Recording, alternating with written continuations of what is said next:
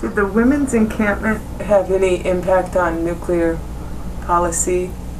I would not say the women's encampment alone did. I would certainly say that the general protest movement did. Looking back on it now, the state of global problems is so different. And when I think women's encampment, I think the impact for me has more been empowerment as a woman, identification of these kind of everything is connected piece where, you know, I met all these women with these amazing, you know, different experiences with, you know, domestic violence or recovery issues or, you know, different kinds of political analysis. And even if I wasn't ready to go there then, it's kind of like laid the groundwork, and I've bumped into different kinds of those issues at different points in my life, and like somehow I feel strong because I know other women have been there.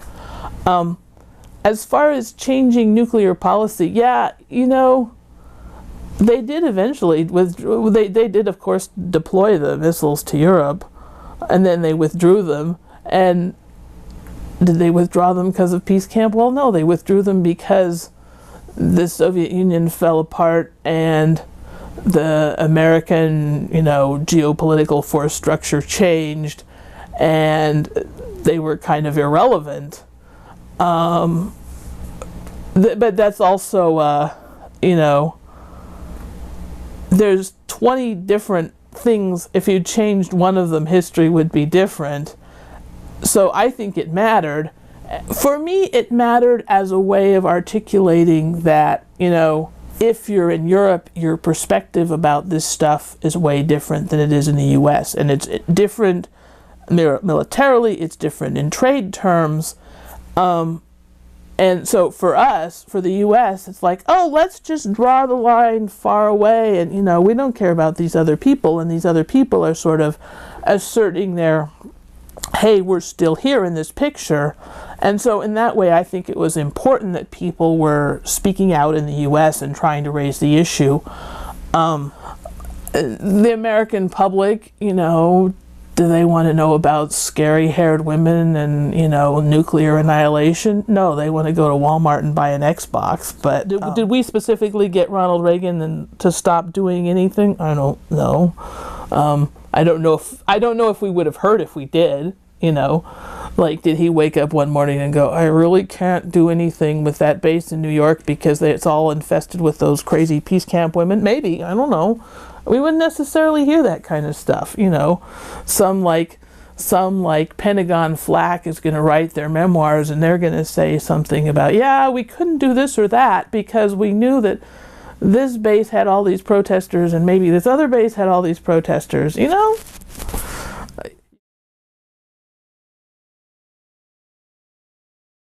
That I got there August 1st, 1983, and I got there was a bunch of stuff that happened. There was a big march, and I got there after all that stuff happened. Like, there was a carload of us from Washington, D.C., and we drove up and, you know, like, got our stuff stowed or something, and we were hearing all about it. And so we're like trying to figure out what's going on and hearing all this, you know, and trying to get plugged in to, you know, do chores or something and figure out where we're going to sleep and, you know, whatever. And hearing about all the stuff from August 1st. I was in Washington, D.C. I sometimes refer to that as I was selling the nuclear freeze door to door. Actually, I was like, it was working for, at that time, it was called SANE. It was the Committee for a Sane Nuclear Policy. And like, a friend of mine had heard about it, and I wasn't in school because I was taking some time off from college. And it's like, why didn't you go try it out? Oh, well, you know, so he didn't tell me that it was canvassing. It's like knocking on doors. Hi, would you like to sign a petition about the nuclear freeze? And so door-to-door salesperson is basically what it is. I was sort of bad at it, but so there's a story about that. The first thing is you're supposed to like earn your quota, you know, and so we go out like 3 days in a row. We're in D.C., but we're canvassing in suburban Maryland. So, like the first day, literally every other house that opens the door, it's somebody in military uniform. So I'm like, okay, let's hope for a better day tomorrow. The next day, we're canvassing in a Hispanic neighborhood where everybody's afraid I'm La Migra, and I'd actually studied a lot of Spanish, but somehow mutual verifiable nuclear freeze wasn't really the, the first words out of my mouth. So I think actually, in terms of the universe, it was a great kindness that after about the third day, the crew leader calls me. He's like, Doreen, we think you have a lot to contribute, but please don't do it as a canvasser. I'm like, oh, thank God. So after that, I was being an intern. I was just an intern for one of the, it was something connected with SANE, and basically I was helping do some computer stuff for lobbying. It's really funny because they were lobbying at that point about the MX missile. And it's really funny because one of the congressmen they were lobbying was the congressman in the district where I was living in Maryland, and the other one was a congressman from the Seattle area who then went on to be the governor. And so it's really funny when I moved out here. I'm like, oh, I remember his name. I think anybody who's alive and interested in politics should find a way, like finding a way to be an intern in something in Washington, D.C. is a really interesting way to learn about the Washington, D.C. scene, because, there really are like hordes of interns, and there's different, like there'll be different parties and organizations and congressional offices, and I think this was before PowerPoint, but now I just, sometimes when I'm talking about the DC area, I think, well, it's just this vast PowerPoint jungle, and everybody's, doing their little presentations and their bullet points and whatever. But, there were a lot of young people, and there was a lot of discussion, and so that was kind of rich. It wasn't like paying very well, and by the time I was going to Peace Camp, I was hearing about Peace Camp at that point, and I'd been hearing about Greenham before that, and so I don't exactly know when over the summer it was sort of like must go there. I don't think it really registered that they were having the big formal opening on July 4th, but once it was open, somehow I heard about it. I'm like, must go there.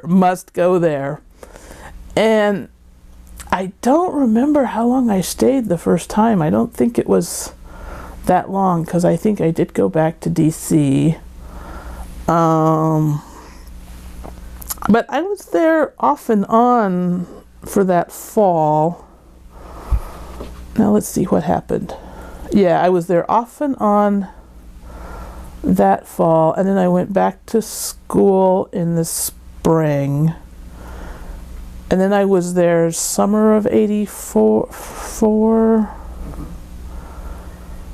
and a little while in '85.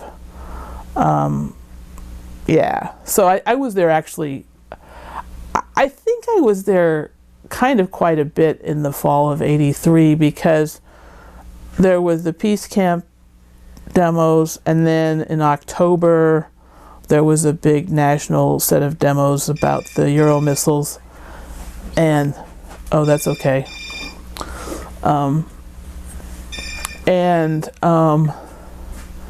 Then there was some other stuff in December, I remember. Right. And those were mixed actions, Peace Camp people and other locals from the community. And I remember things about different ones of those. So I wasn't involved in the organizing of Peace Camp at all. Right.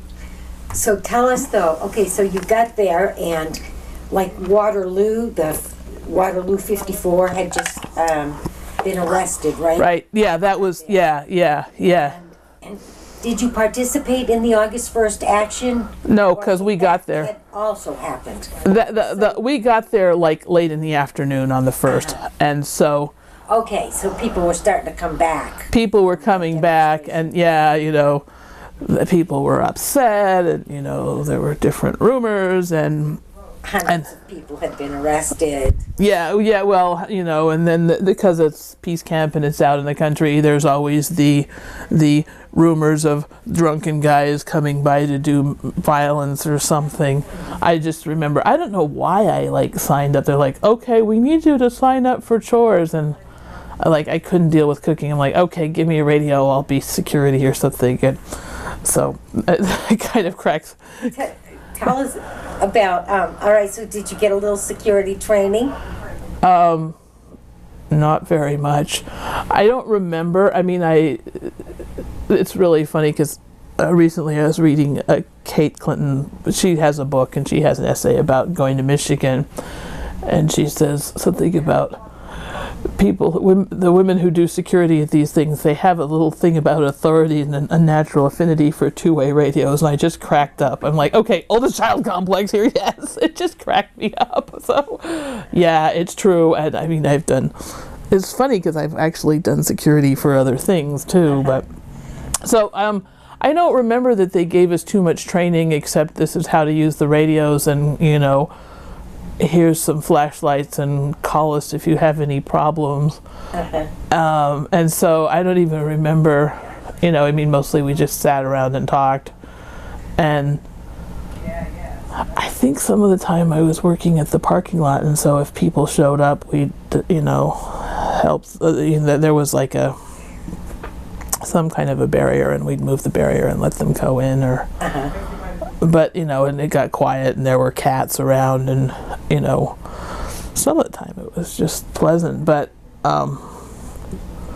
yeah, training, I don't remember. I mean, it's not the first time in life, and it's certainly not the last time in life. It's like, okay, do this job. Oh, okay, now that you've been doing it for a while, maybe we'll do some training. Nothing like that. So I don't remember. I do definitely remember the actions and the Waterloo stuff, or the people coming back from it. Yeah, and and. How did you manage to plug in? Okay, you did security. Were there other people there that you knew? That's what I'm trying to think, because I don't remember if Terry came with me that time.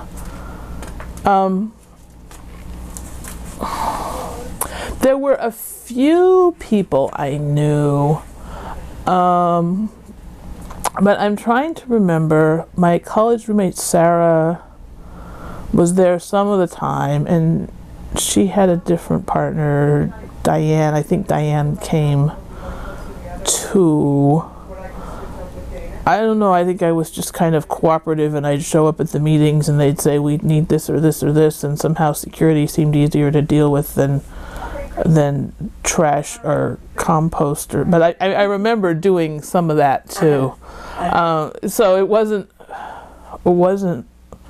I mean, it was just show up and be cooperative. It wasn't and at some point I figured they needed people to do things in the office, and I can do things in the office, I don't know how to pound nails. At that point they were still I remember Jody working all the time on the paths, the wooden walkways that they were doing to help with mobility, and then some other construction projects like that. I'm like, I can do that if I have to, but not my first choice, and other people were really into it. So, I think people found what they wanted. I remember Terry, Terry, she was always into really building stuff. I'm like, good for you. I truly don't remember, I truly do not remember what I did to plug in.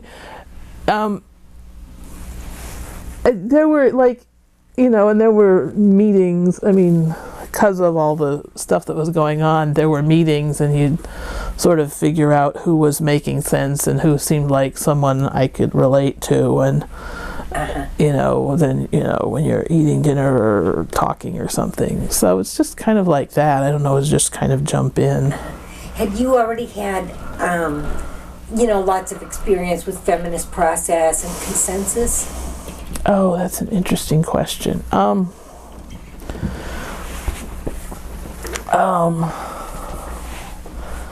was a college kid. The first time I ever got arrested was for the UN Special Session on Disarmament in New York in 1982. And so I'd had some experience, like Sarah, my roommate, did a lot of nonviolence training, and sometimes I tagged along and helped her. And some people I knew at Princeton, I would say I had more experience with nonviolence really than feminist process, because I'd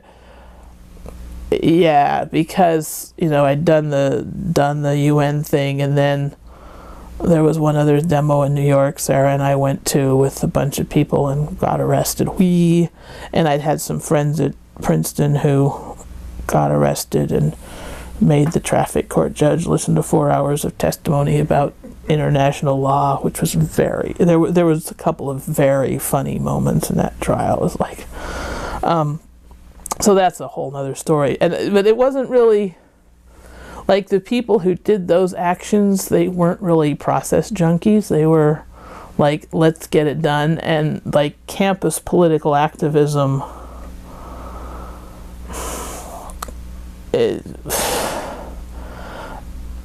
people came at it from different perspectives. They were definitely not so conscious about process, and also like even in the political activist groups on campus, there's this like, how's this going to look on my resume angle to it. So it was not like peace camp at all, I wouldn't say. What was I went to the Women's Pentagon Action. I never bothered, I didn't get arrested, but I went, so I was familiar with some aspects of process from there. And what was the other thing I was going to say?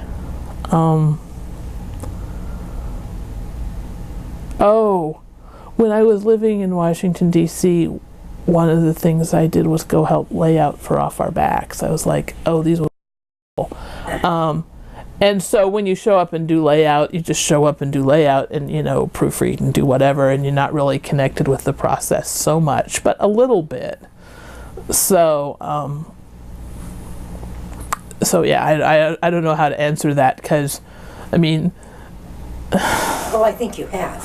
I have answered it. It's like what happened finally when I moved out here, it always seemed when I was doing political activist work, like the people who were Quakers, who were involved with the Friends, did process in a really positive, respectful way.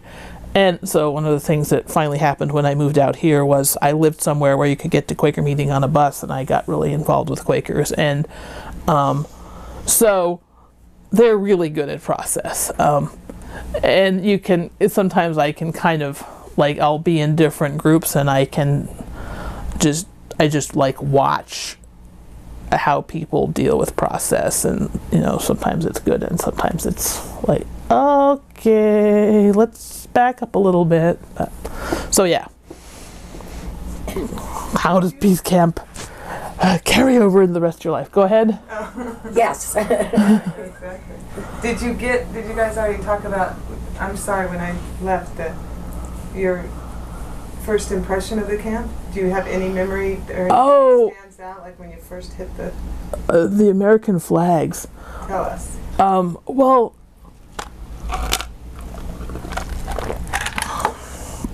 I think there were flags, like, the flag was a big issue because some of the counter-protesters would all wave flags in people's faces, and I actually, like, sort of started getting a stress reaction sometimes, like, flags on pointed sticks. So some of the peace camp women had put up a flag. There was a flag, like, I remember there was a flag somewhere in the front of the house or like, so it was a big one, so it was easily visible by the road. And then there were people who had flags and people who wouldn't have flags, and I think there was a lot of conversation about it. What else was my impressions?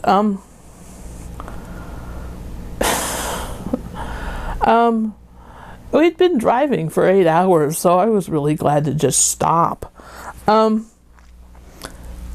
don't remember, I think it was before they had like painted spider webs on the barn or the house.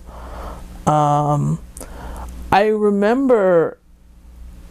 do remember all of the walkways and all of the efforts to be accessible.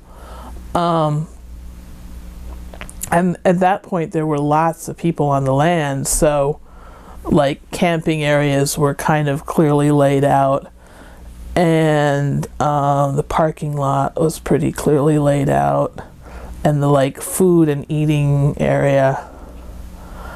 Did any people make an impression? Like the first day, God, no. I'm so sorry. Like the first day, well, Estelle was asking how I got plugged in, and I just remember, I do remember Shad and Jody, and I don't know, I always thought they were a couple for a long time, but they, somewhere along the way, they like decided they got together in October because they celebrated their anniversary, I think last year, and they were talking about it. It's like, I thought you guys had been a couple the whole time. Some other people, Leanne, Irwin, Cindy, Sangri. I was telling Estelle that I was just sort of like, okay, I don't know what to do with myself, so if there's a meeting, I'll show up and try to pay attention. And, you know, then listen to the meeting and, you know, the different, because I think there were workshops sometimes, and just listen to who's, you know, saying things that make sense or who's easy to talk to. I truly don't. Oh, you know who made an impression was Barbara Deming, because she was there, and I have no idea when I first ran into her, but just she was just this. Did she do security or something? I remember like doing something where she was there and she was just talking and just had this amazing depth. I'm like, whoa. And I don't think I don't know if I realized who she was, because I remember reading some of her stuff later, but it's really jumbled now. I remember Carolyn Mao and Karen Beadle and Andrea Dreamus, but I think, and then there were a bunch of women from New York, and like the times were all jumbled. Mary Hilton from around there. The times were all jumbled, and I don't remember who was there at first. It was such a, the first few days were so like busy and confusing that I don't remember. And when you came, did you have a set amount of time you thought you were coming for, and did that change in the course of being there? I don't honestly remember. I remember I spent a lot of the fall of '83 there, and I think it was partly because my internship in Washington had ended and I hadn't really done anything that would constitute planning for what next, and I knew I really wanted to be at Peace Camp, and kind of once you're broke and not having a job, you might as well be at Peace Camp because there's something to do, but it's not necessarily conducive to stopping being broke. But I managed. And when you weren't there as much after the fall, why weren't you there? I went back to college, because I had been out on leave for a while, and then I needed to go back and do the second half of my junior year, and that would have been January '84, and then senior year was '84, '85. So I know I went there in the summer of '84, and then again in '85. What kept you coming back? Why did you return? You know, that's... I don't know. I mean... Some force drew you back? I don't know if it was a force or if it was inertia, because, well...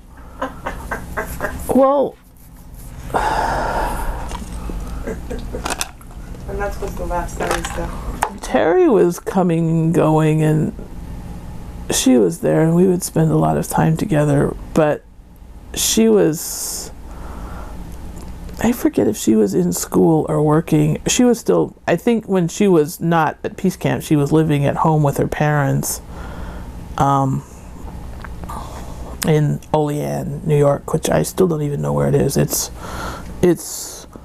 west toward Buffalo, but I'm not sure. I'd have to go look it up on a map. I don't know. I don't know if it was like nothing better to do or nothing more organized, or, well, kind of, can we see if it's going to gel into a longer term community? I don't know. Maybe parts of all of those. Maybe parts of all of those, because, but yeah, I mean, I wasn't really doing anything to help it gel. I mean, I was trying to finish college and trying to, you know, and sort of grappling with a bunch of different issues. And it's funny because at one of the things I dug out of my box last night, I knew I had written a paper. When I went back to college, I actually took women's studies courses. Like, yeah, there's a whole thread in my life about, well, if the guidance counselor had let me go to Barnard, maybe I never would have gone to Peace Camp. I don't know. Anyway, I wound up at Princeton. And this was like, when I got there, they were celebrating 10 years of women at Princeton, which actually there'd been women, a small number of women before that, and I read about them in this alumni weekly this summer, and I was just shaking. There were like 20 women undergrads in this whole campus full of 4,000 men, and I was like, oh my God. So, but the whole time I was at Princeton, there was a debate about whether they should establish a women's studies program or address women's concerns in the context of other departments, and should there be more tenured faculty, and a bunch of things like that. And before I went to Peace Camp, I don't know, there wasn't at that point, there were teachers who, there were like teachers, feminist historians and women, outspoken feminists in the English department, and I didn't take that much history, and I wasn't taking really classes in the English department because I was still kind of trying to do physics and math, which is its own sort of saga. But when I came back, I took women's studies, a couple of women's studies classes, and I wrote a paper about Peace Camp at one of them, so I dug it out, and it's one of the things in my pile of... I looked at it last night, and I'm like, I cannot read this. I remember writing stuff about getting arrested, and I got an A, and I'm like, was this brilliant writing, or was this just the teachers so thrilled to, like, be in the company of someone from Peace Camp that she's going to give me an A? I don't know, but I didn't read it. I was like... So go back to... Did both of you have questions, or... Okay. I just want to go back to the part about... so when you went back to school... Yeah. Were you a bit more pushy about what they should... about the women's studies programs and... Was I pushy? Well, I signed up for classes. Well, two things happened. I signed up for classes, and even in classes where, just taught by male professors, I was more outspoken in different ways. I mean, in some ways I was an opportunist. I took the classes because they were there. I was interested in them. I never went and said, I need a women's studies certificate on top of all the others, you know. People look at my transcript and they say, well, Doreen, you know, you kind of, if any other place you would have a minor in math and a minor in Spanish. And yeah, it's like, okay, and I majored in political activism, but my degree's from the Slavics department, so, you know. So, yeah, I mean, I don't know if I took 1 or 2 women's studies classes. Then I just remember, like, in the Tolstoy class, I remember writing a sort of sarcastic paper about how Tolstoy was able to spend all of his time, you know, thinking his grand writerly thoughts because he was basically living off the work and wealth of his wife, which the professor who taught it was this very nice elderly Russian guy, and I don't think he was quite used to that level of brashness. I had a t-shirt that I had acquired somewhere, and I didn't realize it had a picture of a woman with bare breasts on it. And finally one day I'm like sitting in Russian class and I'm like, why is the teacher staring at my t-shirt? And I finally picked it up and went, oh, okay, we will maybe not wear the bare-breasted women t-shirt to Russian class anymore. Had you become a shameless hussy? I don't know if become is the right word. Do you remember the Shameless Hussy song? Oh God, I remember the Shameless Hussy song. I mean, I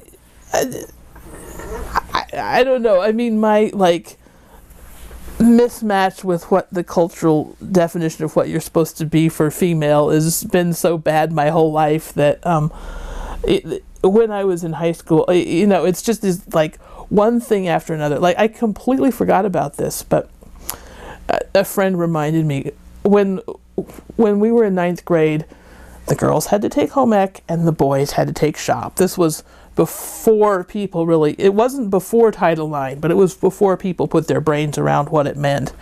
And we both already knew how to cook and sew, and we went and talked to the principal and said, can we please take shop, because we already, and it didn't work, and I had completely forgotten about it, but she reminded me. I was like, oh, okay, so, and, you know, like, lace is not a thing that goes on my body very often. And I had this other friend in high school. Now she's a doctor in LA, but we, you know, went through, she played string bass in the orchestra. We went through a bunch of, like, math and science classes together, and they had this thing, my dad managed the symphony there, and they had this thing called the Symphonettes, which was sort of, it was as close to debutante thing as I ever got. And now artists and I, when we get together, we just howl because we were supposed to wear these, like, white dresses and these shawl, you know, elbow length white gloves and hand out symphony programs. I did it. The world did not fall apart, and, you know, but even then, so I mean, was I a shameless hussy? I mean, at that point, the women who were studying science and math at Princeton, they were a set too, you know. That was part of it, is, you know, or engineering. They were kind of free thinking. Not all of them, but definitely, you know, like one of my friends from Princeton, now she teaches computer science in Kentucky, and I went and looked at her website the other day.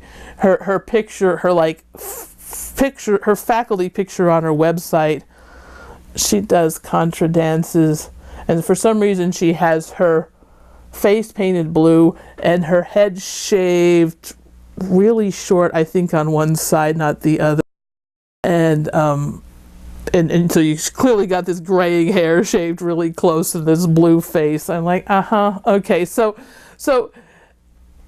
I wouldn't say shameless hussy, but, you know, Non-traditional would be. Not the Glamour magazine cover either. So, you know.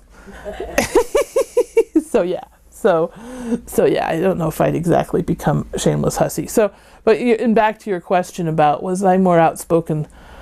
I was more outspoken about everything. I took this one class. It was taught by somebody who'd worked in the State Department on arms control issues. And I was such an uppity little brat. You know, it was a good class, you know, for what he taught, but at the end I like wrote him a long sarcastic he had forgotten to hand out the evaluations, and I wrote him a long thing about, well, you completely avoided any aspect of domestic public opinion or grassroots mobilization. And that was because I had just been, you know, working for SANE, and this was like SANE and the Freeze merged at some point, and now I forget who they are, but you know, so I had kind of been soaking up all of this history too. And so, you know, I wrote the evaluation and then I signed it. I'm like, okay, well, you know, let's just, you know, tell the professor to his face that you have issues with his approach. So, yeah, I mean, I was kind of outspoken that way. And I took this other class with a professor I knew from different political stuff. And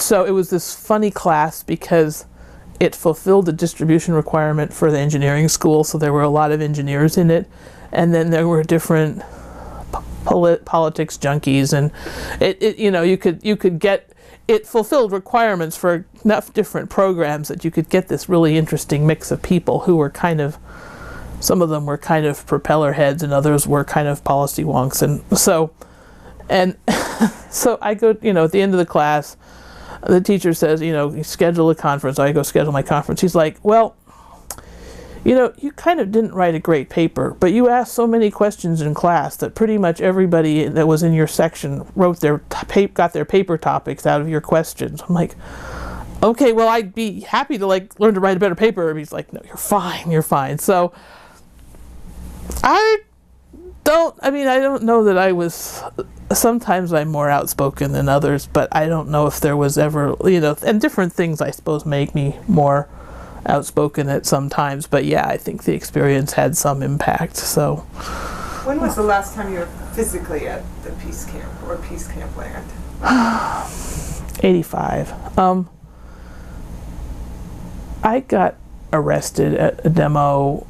Well, I got arrested over the summer, in the summer of 85, and then I wouldn't pay a fine, so they sent me to jail. And after that, when I got out of jail, I was at Peace Camp for a little while, and then I went to Indiana and worked for Hulda Clark for a while. Hold up. Tell us about how you got arrested. Oh, this one was not a great, this one was not a mass action. This one was not a great contribution to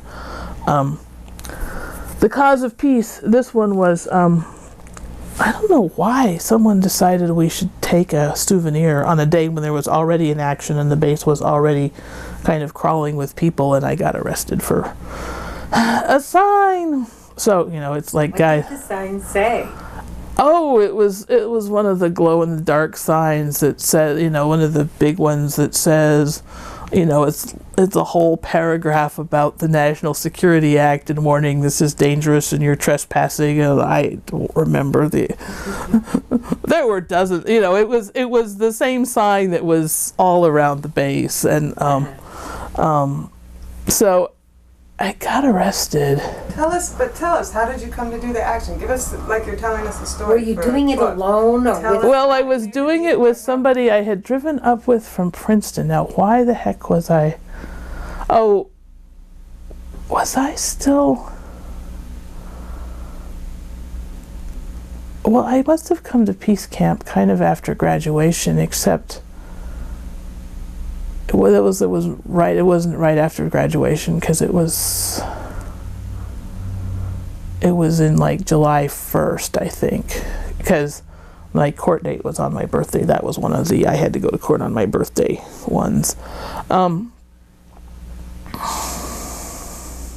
Just gonna get a little souvenir?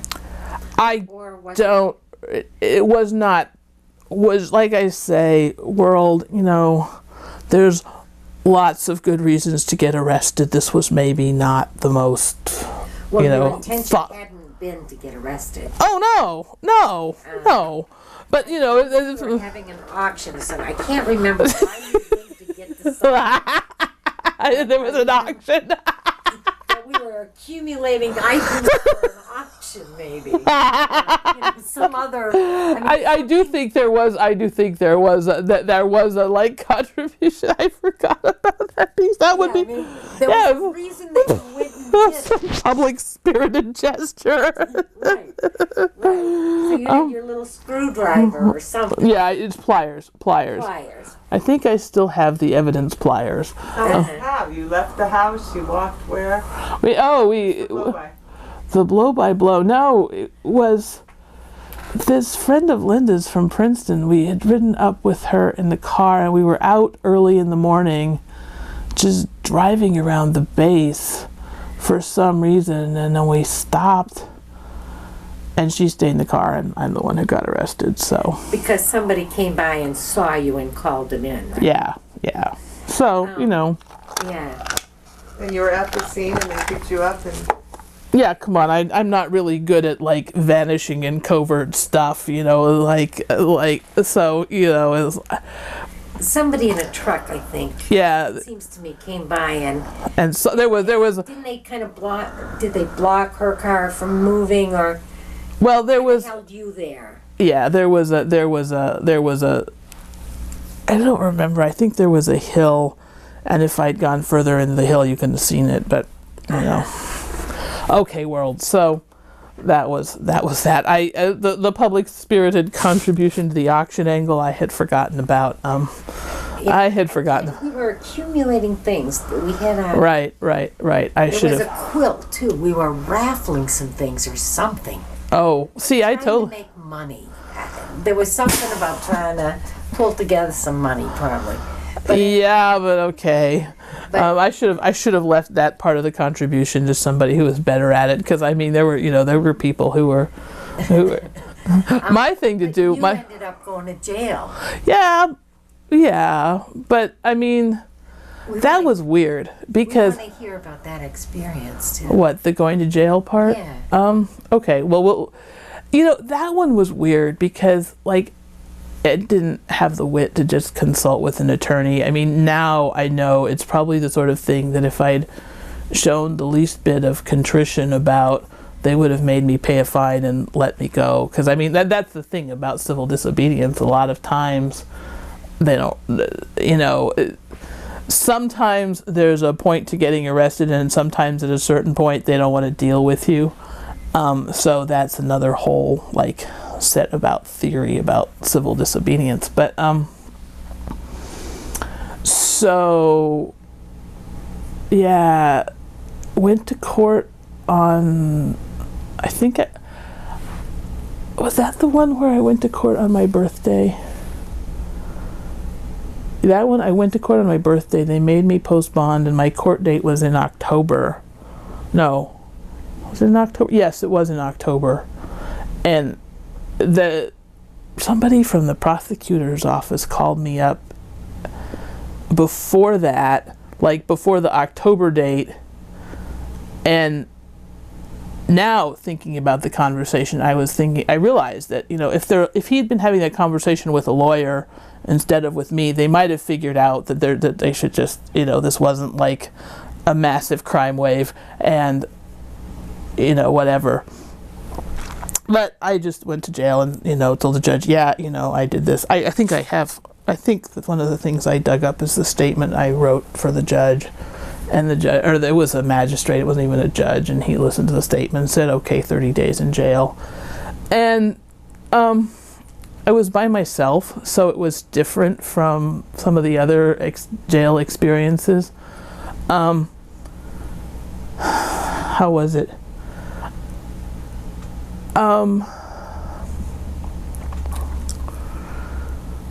One of the things about getting arrested sometimes is you get a real sense of privilege, like because you're white and college educated. You're in a different situation, you know. You're in a different situation than a lot of the people who are there, and, you know, have different sense of choices and different, some of them like, some people who get arrested at demonstrations and they go to the jail of the general population, they're like, you're here voluntarily. The general population is like, you're here voluntarily, you're crazy. Well, so there's lots of ways to dialogue about that. It was weird. I found myself having complicated reactions to lots of things. Like there was somebody who got picked up for drunk driving like a day or two after I got there, and at that point it was one of those, the newest people in the jail are all sleeping in the visitors room, or not the visitors room, there was a like common area where they'd set up cots on or mattresses on the floor or something, and she and I were in there, and it was like there were like 3 or 4 white women on the cell block, and it was her and me and this other woman who'd been arrested for forgery, and so not very many, but she and I were together both because we were new, and I found myself going, I cannot deal with drunk driving. I think that's really irresponsible. And so I was like, okay, we'll have an exercise about that. And then some of the African American women, they gave me a hard time about my hair.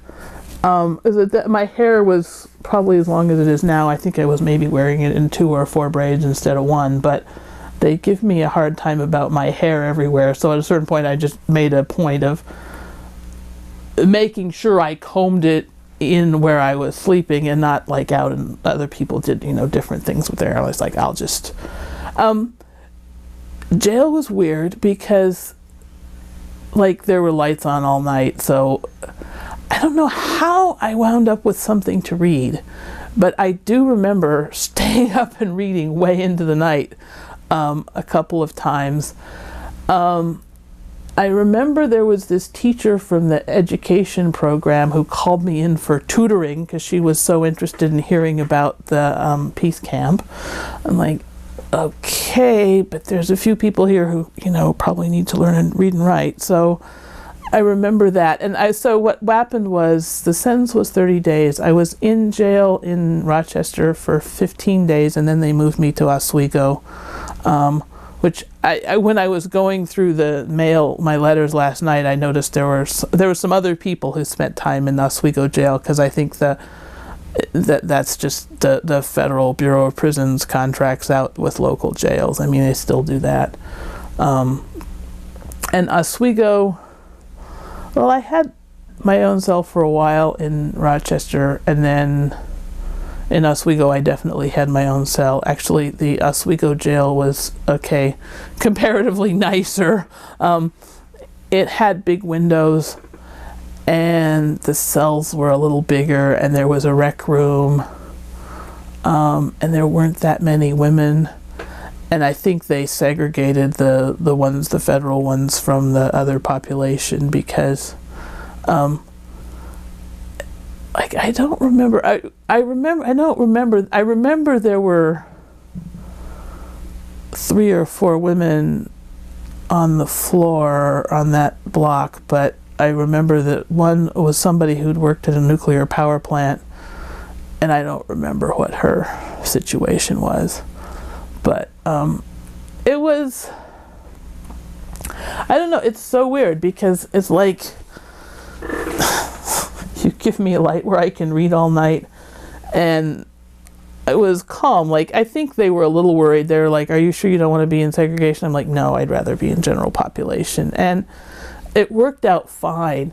There was a point where the women, okay guys, I'm kind of a social geek. Like, if you put me in a group of people, I am not necessarily going to figure out what's going on very fast. Or, like, there's people who, if you put them in a group of people, they'll instantly figure out who's working what. I'm not always that way.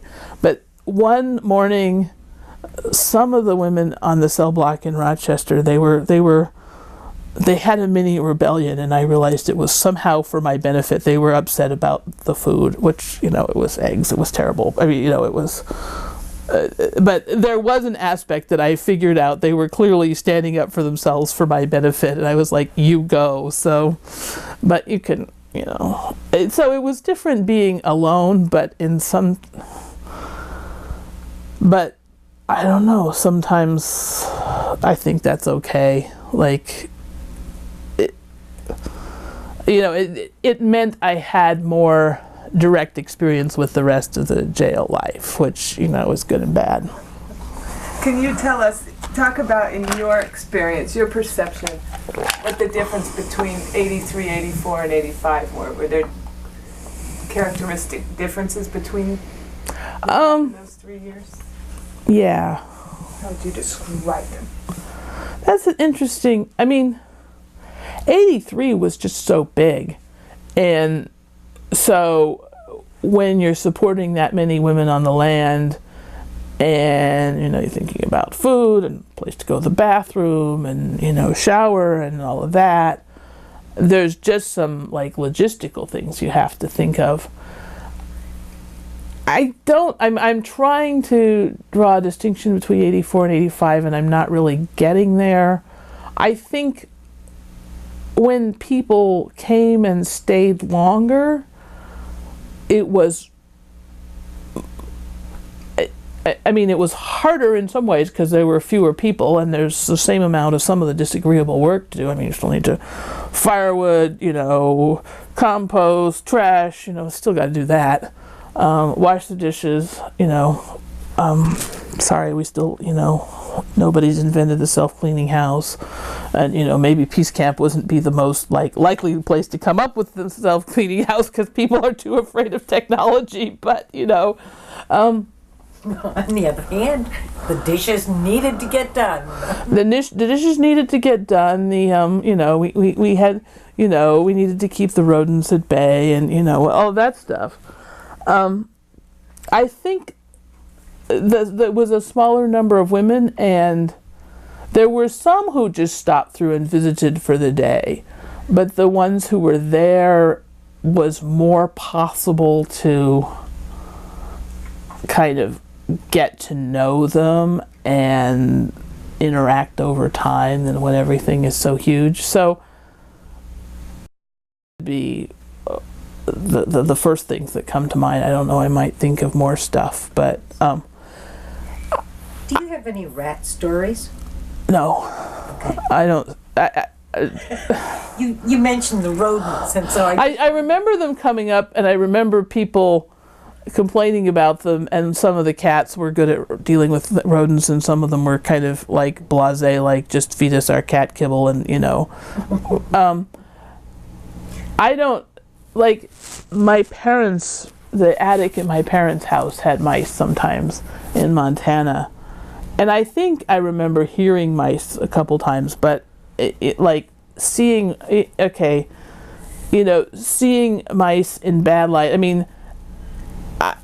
I've never seen that well, and so even though the last couple of years there's been big defining things, I was like, I wouldn't be the first person to see the rat. It'd have to be a pretty big rodent, I just wondered if you had been in on conversations between, the people who wanted nothing to be killed and the fact that. No, but I've been through that conversation enough. I am I would be such a terrible Buddhist. I'm sorry, if they want to live with me, they need to pay rent. Goes for rodents, goes for bugs, goes for, one time there was a bat that came into my apartment in Bloomington, and I heard it just came in through something, a hole, and then started flap, flap, flap, at 4:00 in the morning. Finally, I was like, what the heck am I going to do with this bat? Finally, I'm like, I don't know who to call. Finally, I went, I think I'll just call 911, and the operator was so nice. She's like, once she realized I wasn't really freaking out, she's like, okay, just let it land and catch it in something and take it outside. I can do that. But, no, I'm sorry if you want, I told it that too. I said, you can stay if you want to pay rent, but, it was pretty much too freaked out about that. But, yeah, I rodents, there's fields full of things for rodents to do, and I don't want them in my kitchen, so yeah, I'd be And I didn't mean to take you off because you were responding to I was responding, but now I forgot. Okay, it was about the difference. But 84, 84, 85, 83. I think there was always this kind of question of, well, what to do with the camp. And I remember that being really kind of urgent the end of the summer of 83, because there were some people who wanted to just close it down, and it didn't get closed down. And I think it was still an important presence. I think, on the whole, maybe it would have been tidier if it had, at some point we'd had a formal. Sometimes you have to have a closing in order to have a new opening, and I think it might have been tidier to have some kind of a formal recognition, but that was kind of hard. I felt interested. I felt like there wasn't anything I could feasibly do. I think I, sent small amounts of money when I could occasionally in response to a fundraising appeal.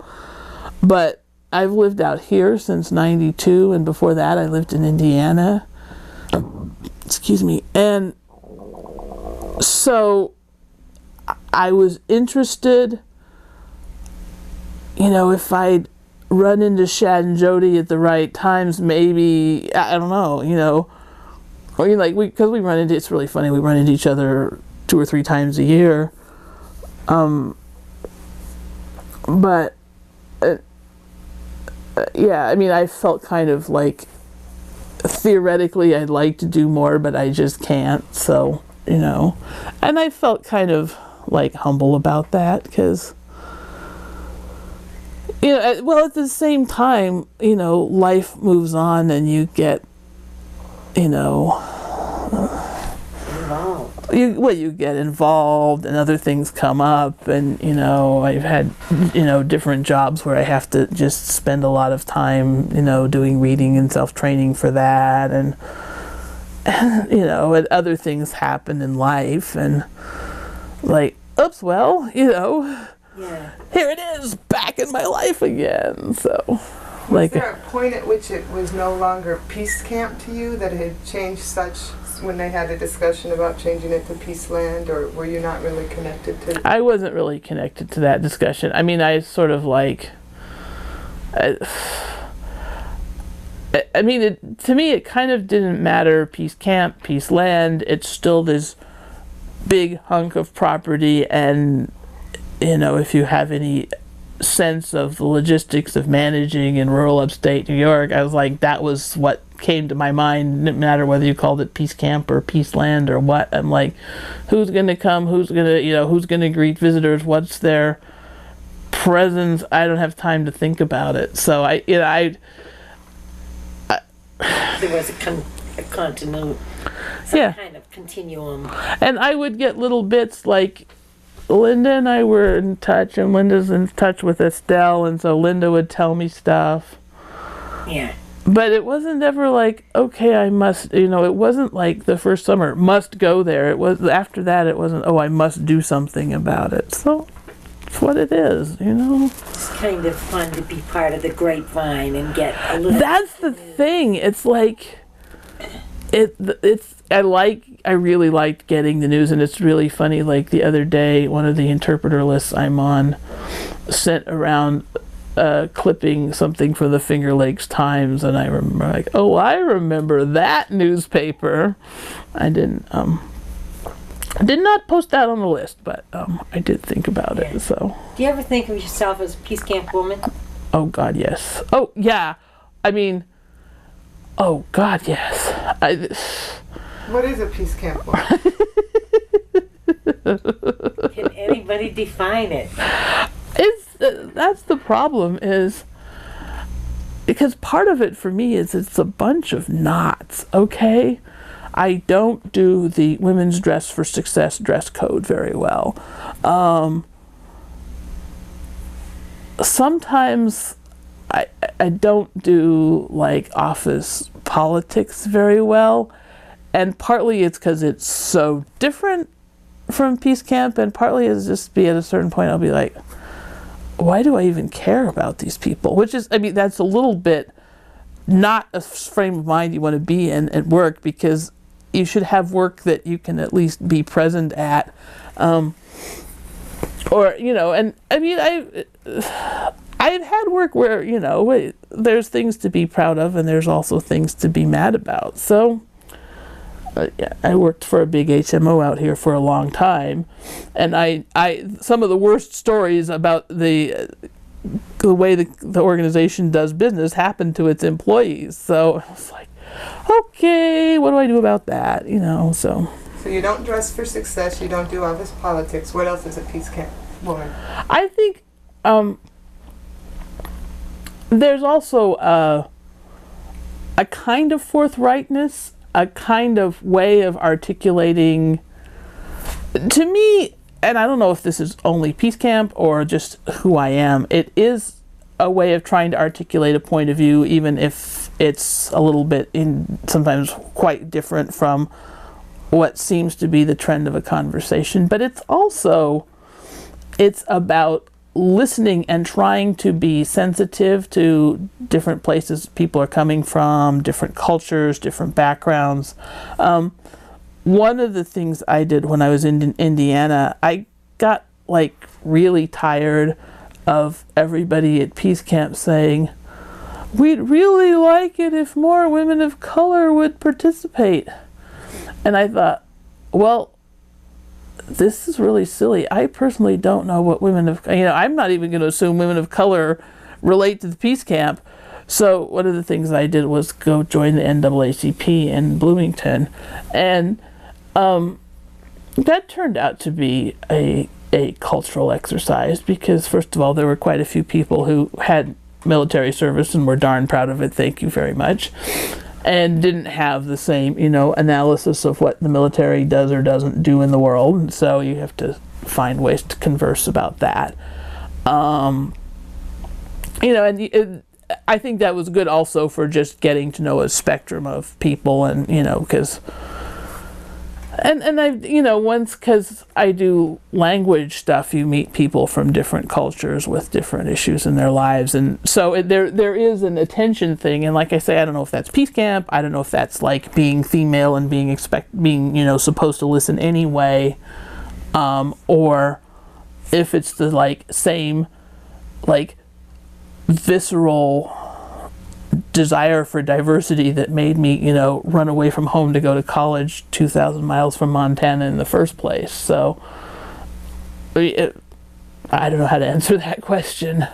But it does have some meaning within your own... Within my own experience, you know. Experience and psyche and self.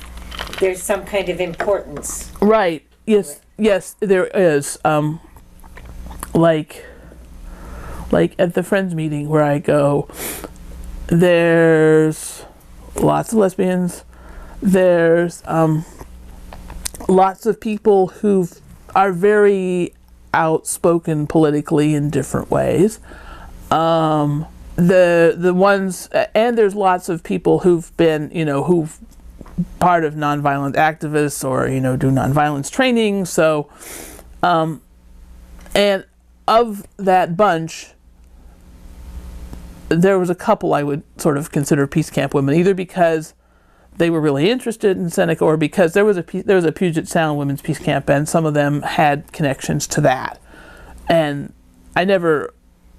It's so weird because I moved out here and I didn't immediately like say must become political activist. I sort of... I didn't stop, you know, sending money and reading and caring about stuff.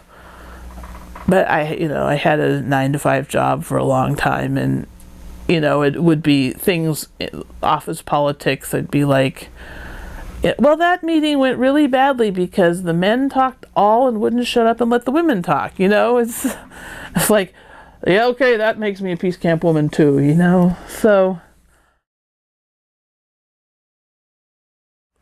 no, there was one that was really funny and made me laugh all the time. It wasn't Circle for Survival. I got really tired of that one. I think it was the Shameless Hussies song. That would always crack me up. I only sing when there's a large group of people. I'm a little bit self-conscious because I don't carry a tune very well. So if there's a large group of people, I can get lost, I'll sing. But I remember really enjoying other people singing, but I don't sing very much.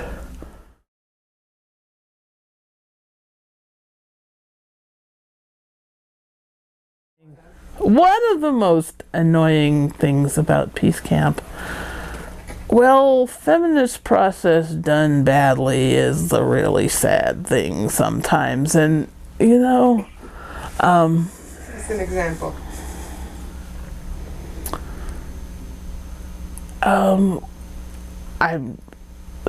If you have a meeting where you can't stay on an agenda, everybody's leaving mad, you can't even agree on what the agenda is, and you need to make a decision or two by lunchtime, but the decision gets postponed and lunch gets burned.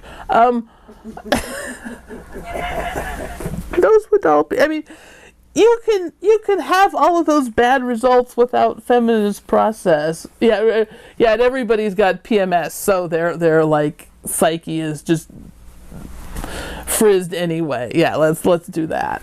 Sure. Blame PMS. Blame, I don't know.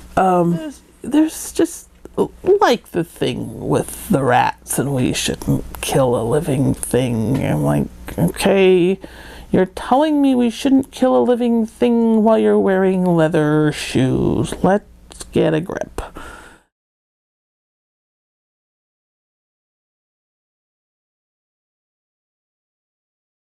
Solar showers! I love taking a shower outside with water heated in the solar barrel. That was the coolest thing. And there was one point where some women from camp had been running around topless, and it was an issue with the community, or it was an issue also with the camp.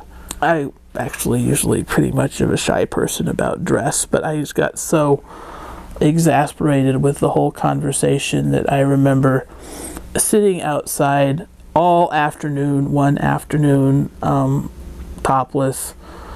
And I remember that it was cold. It was like by the end of the afternoon, it was cold. And like, it's a good thing I'm from Montana and I am not doing this every day, but I am really enjoying this. Yeah, you know, all the amazing women you meet, all the directions people have gone with their lives. I don't know if Linda told me or you sent out something. I remember there was some article somewhere that someone sent me a link for. I felt kind of relieved in a weird way. Like, as long as it was out there, I felt like I should be thinking about something to do about it, but once it's sold, I've had that feeling. It's like, okay, now it's someone else's problem. I've had that feeling with jobs too. Like, you know, I've had a few jobs where you have, you know, part of the job is you give the boss bad news, and, you know, you try to work within the parameters of the job. And then after a while, if you're not being paid for it to be your problem and the problem is worse, well, now it's the boss's problem, you know? So I mean, you know, like I say, I kind of wish that the end were smoother somehow. But on the other hand, I don't think, you know, Peace Camp certainly hasn't gone away in history and in women's experience. So maybe it doesn't need a piece of land.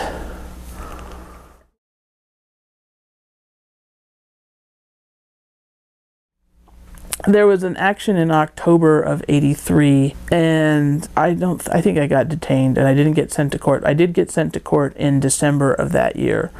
And what happened was there were a bunch of peace protesters who got sent, and then there was some Latino guy who was in the Army who got a traffic ticket because some white superior thought he was driving too fast while responding to a call about the protest.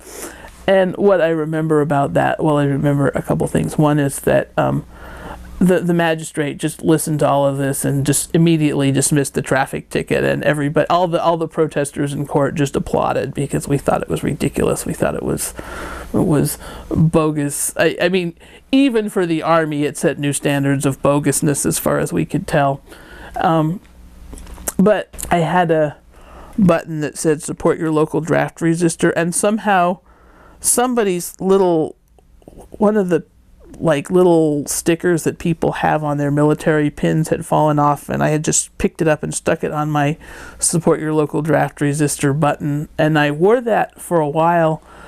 When I went to Indiana, one of the things that happened was I went to graduate school, and one of these you never know who you're going to meet.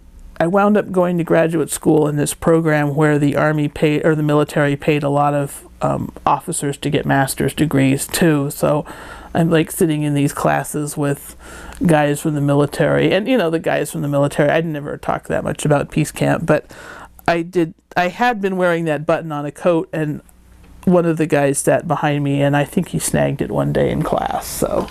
So the endless exchange of tokens goes on or something. I mean, women used to tell stories about the women at the base who would detain them and then flash a refuse to be abused button from the inside of their collar. So you don't always, lines exist, but they're not always as rigid as you think they are. So.